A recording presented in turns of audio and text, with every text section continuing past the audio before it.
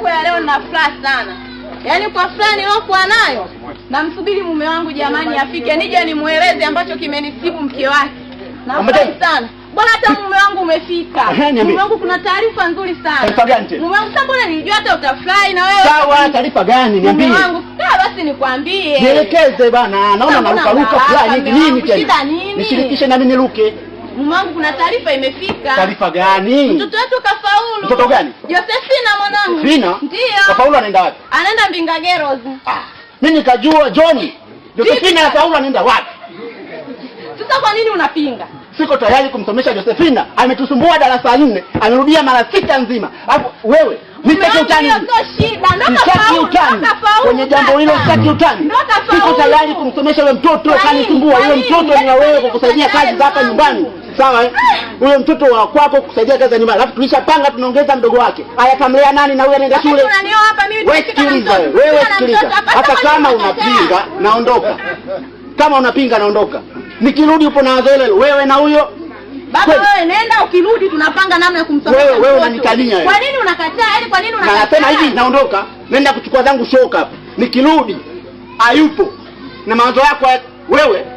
Baba nenda utarudi. Kwa nini huyu mwanaume anakataa kumsomesha mtoto wa kike eti hana faida kwake? Watoto wote ni sawa, anachofanya sio sahihi. Lakini hajanikomoa. Mimi nitapambana kwenye vibiashara vyangu ili mradi mwanangu aende shule. Ngoja niende Soweto nikabebe pombe nije niuze. Mwanangu aende shule. Mimi kama mama siwezi nikakubali.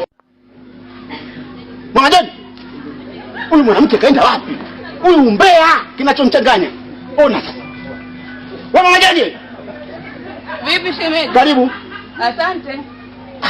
Yaani hapa mimi sijamkuta Mama John, sijui kaenda wapi yani. Dada kaondoka kaenda sito kuchukua pombe. Muda gani tena? Ameondoka sasa hivi mama amepishana. Nimetoka hapa nimemwambia naenda kuchukua shoka, nipikie chakula. Haya sasa mimi kanichanganya mwezio. Kaenda sito kuchukua pombe anakuja. Muda gani kaondoka? Muda gani kaondoka? Sasa hivi. Wewe umekutana wapi? Nilipenda niko hapa ndo maana. Wewe unajua aliko. Huyu hajaenda kuchukua pombe akiniaga mimi. Mimi nakiana nini mabaya.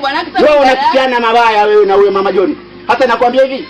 Mimi wewe Mama John nimemwacha hapa sasa hivi unaniambia sasa hivi kaenda Soweto sijui wapi chukua pombe. Biashara ya pombe kaadhalimu. Koje biashara mke wako ndo nakwambia. Sijui ndo nataka mimi nimwambia nipikie ugali, nataka nikakate miti. Sasa yani au mimi na njaa utanipikia wewe shemeji?